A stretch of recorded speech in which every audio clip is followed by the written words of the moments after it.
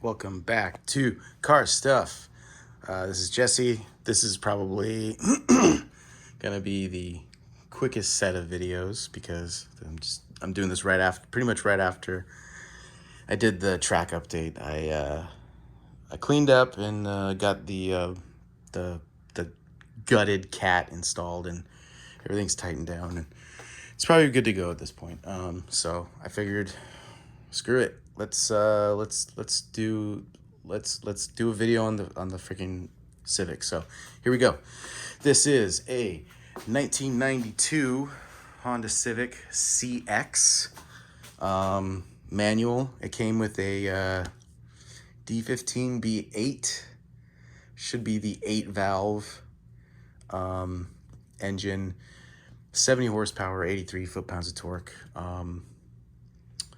It was gutless when I first got it, and I got this car right at the end of 2013, like December 30th, 2013.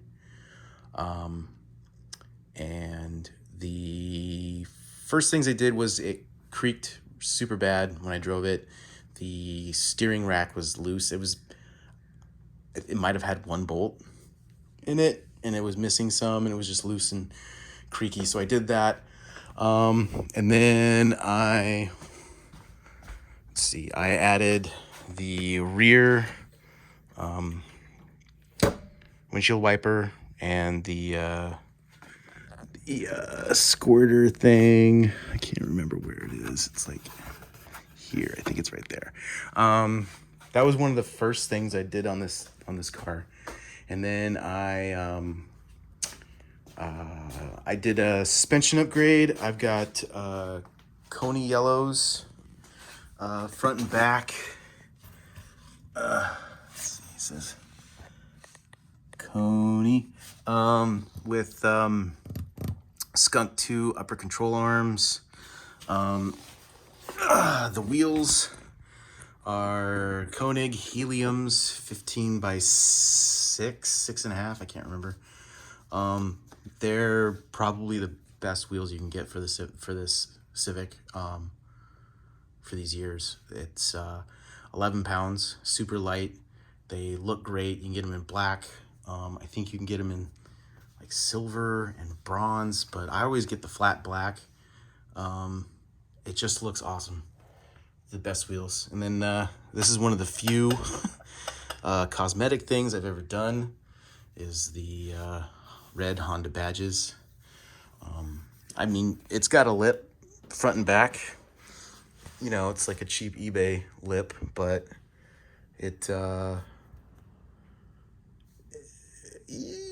maybe you can make an argument for aerodynamics, but it's really for looks. It came with fog lights, just the lights. It did not work. There was no button or relay for that. I added all the wiring in for that, and that works. And then it's got the suspension from an Integra. The fronts are 93. The brakes are for 93, and then the rears are from a 96. They are discs.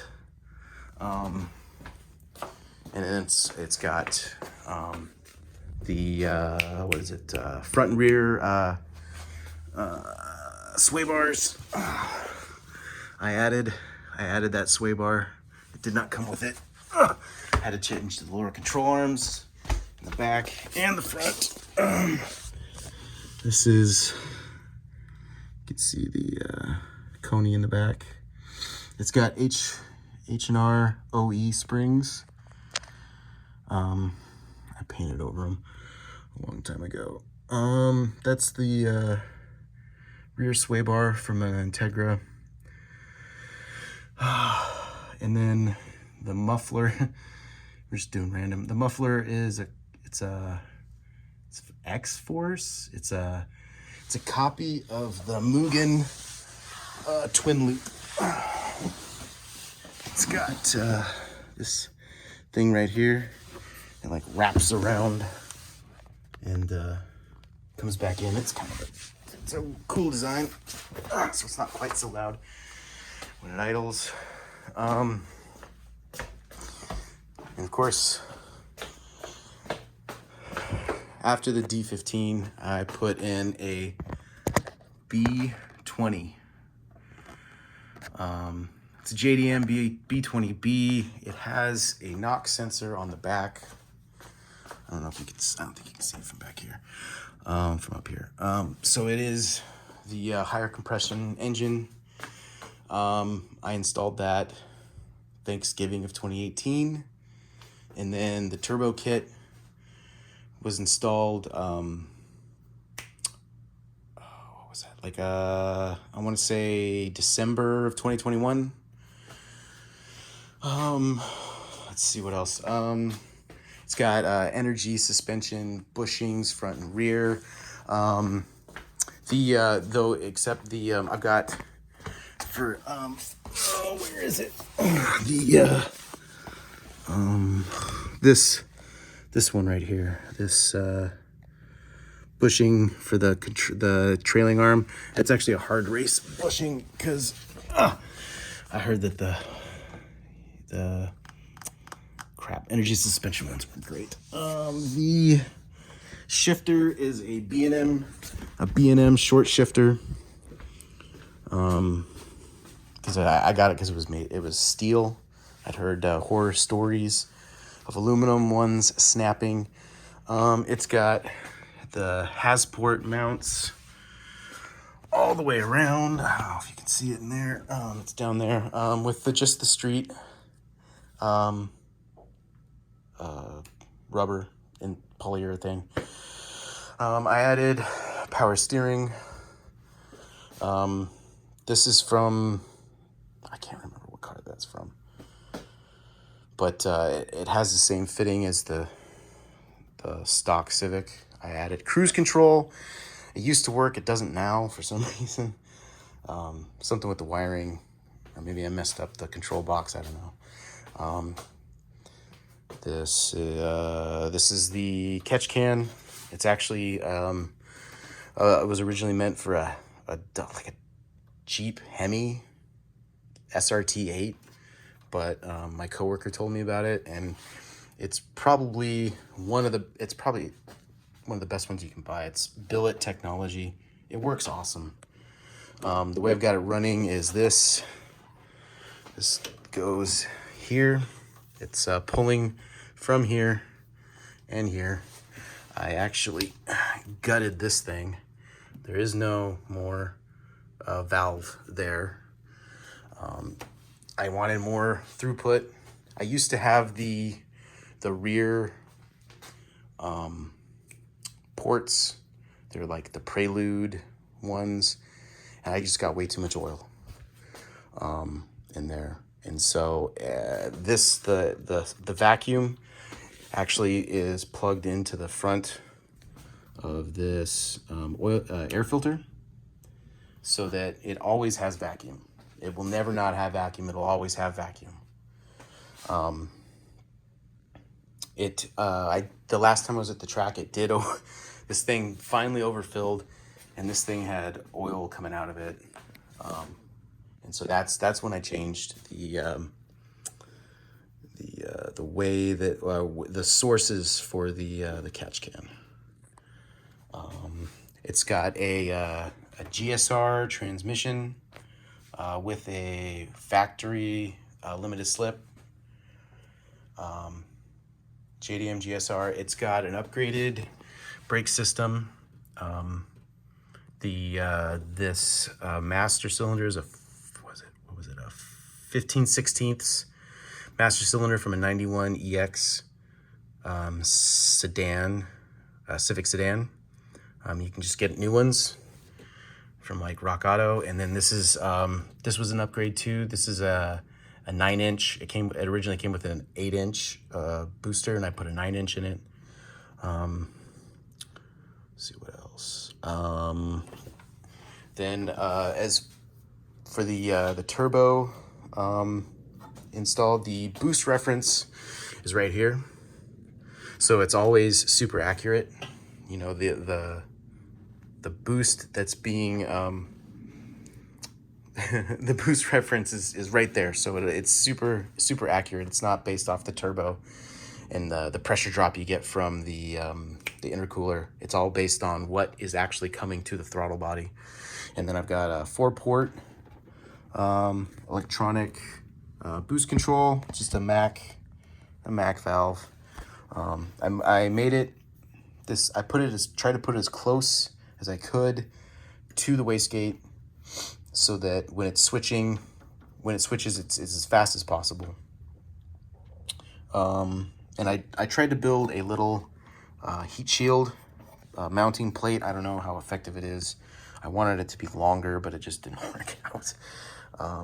The turbo was originally supposed to be flipped, but in order to do that, it would put the compressor housing over here, and the fan would have gotten in the way. And then the oil feed would have had to go in here, and yeah, fine, maybe, you know, you ceramic coat this and you put a sleeve or some sort of thermal barrier on this, but it's never going to be ideal. So I flipped it around. I had to have this custom flipped around, and then the wastegate dump tube actually recirculates back into the downpipe. Let's go underneath. Here's the intercooler. And then I've got a full race traction bar as well. And then so let's go under here. This is for my oil temp sensor. I've got an oil temp and pressure. The pressure's connected to the up further. So it's got a Morriso pan. I've got, I don't know how to make this work. It's got a Golden Eagle sandwich plate. Oh, crap. Let's see if I can do this. It's got a Golden Eagle sandwich plate, and the oil feed is in there, and then this line right here is for the pressure sensor. And then you can also see, maybe right there to the left, next to the oil filter is the oil pressure sender unit for the ECU and the gauge on the dash. And then to the left of that is one of those Prelude oil galley, that's it, plugs. The other one is underneath that metal plate right there. Maybe I can pull this back.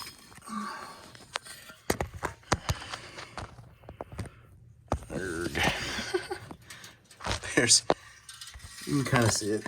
There's the oil galley plug right there. So I have them actually, I didn't remove the plugs. I just connected them to each other, and that worked. That fixed that issue. Okay, what else? It's just got regular, like Rock Auto freaking axles. I don't know how long they'll last me, but so far so good. So I did buy new fittings for a lot of the oil lines and stuff like that. I didn't like the blue and red that it came with. I thought it was ugly. What else?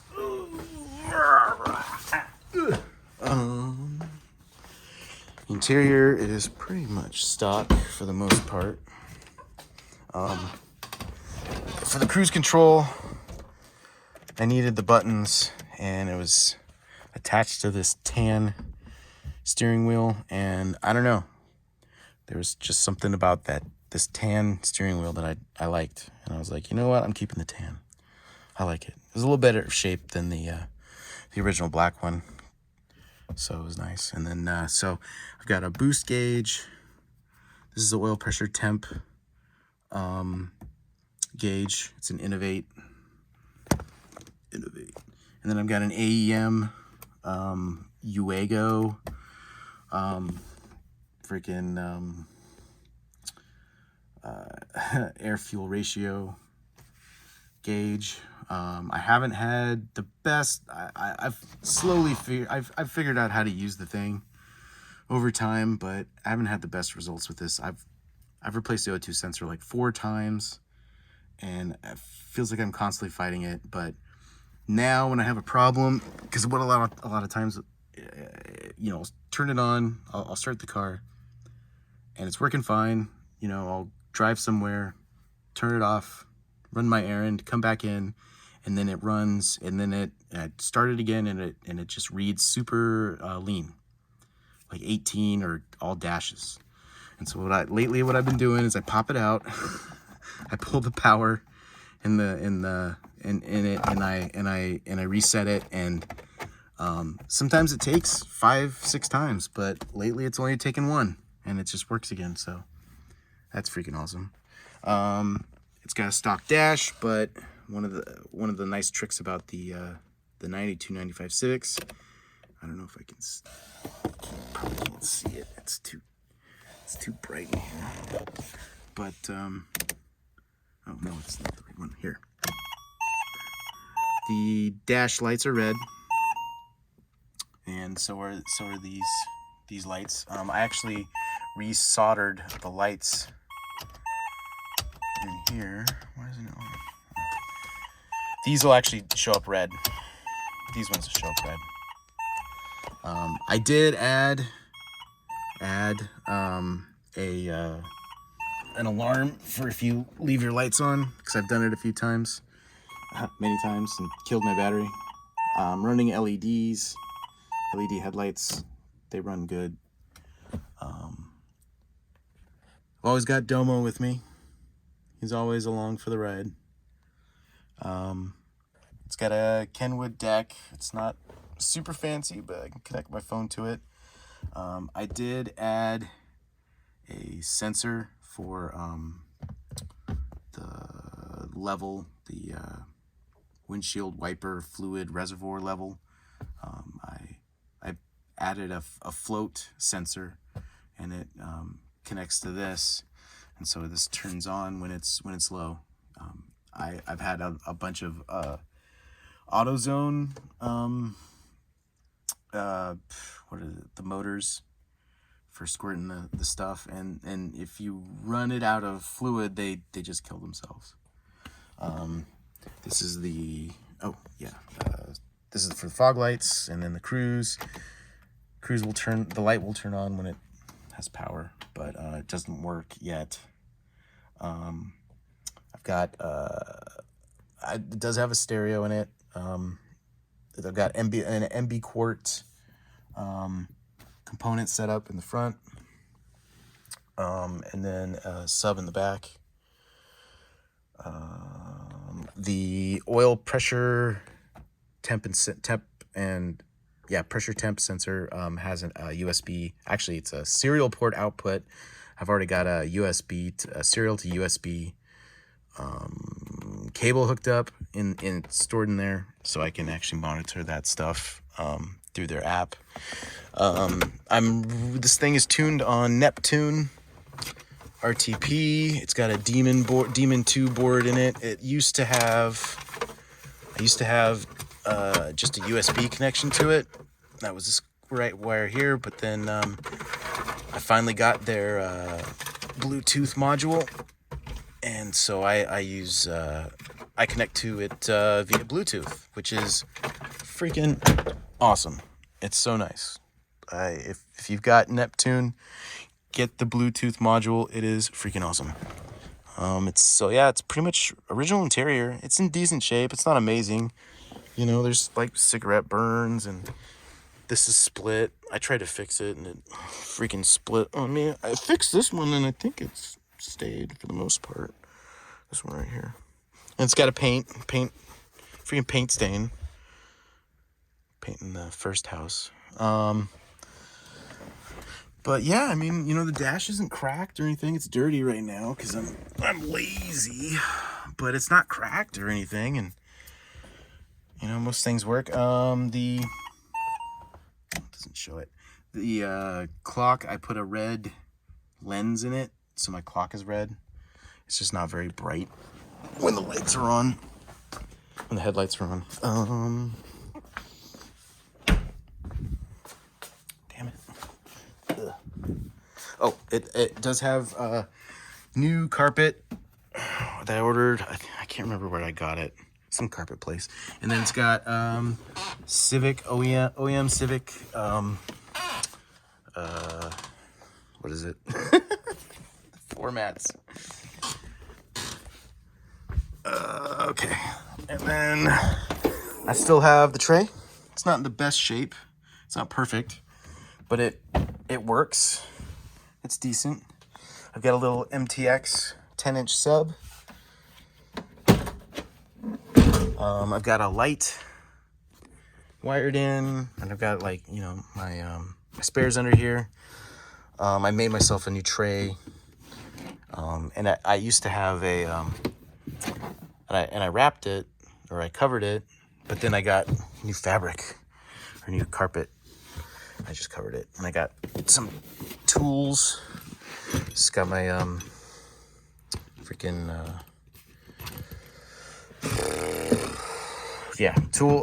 more tools, and then I got my amps. There's bass amp or the sub amp, and then I've got this MB Quart 4-channel for the door speakers.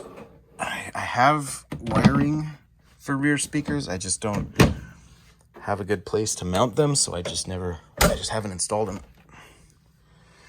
It had a spoon replica spoiler, but I didn't like it, and the light thing, the third brake light was just fake garbage. So I got this from a junkyard, and of course I broke it. And for some reason, I don't know, it gets hot here for some reason. I don't know how, and it like melts and stuff, but I don't care. Who cares? It had this weird flap here, and I thought, because I had like lots of water intrusion issues in the back and down there, and I thought it was this, and so I plasti dipped my roof to try and cover it and fix it, and of course it didn't work. And then I was like, you know what, let's just see what this is. And I broke the flap off, and I'm like, oh, there's just a big dent, and this is all freaking Bondo. And of course, you know, things have cracked, and, you know, there's lots of Bondo there, and on the other side there's a bunch of Bondo, and this thing is branded. It's got problems. And I do plan on fixing. At some point this will get fixed. I'm gonna repaint it. It's originally, as you can kind of see, like here, and of course, obviously, in the freaking engine bay. This was a red car. Somebody painted it black. Yeah. So yeah, this crap right here. I mean, it's super bad. I want to fix it, make it look pretty, maybe even tint the windows at some point.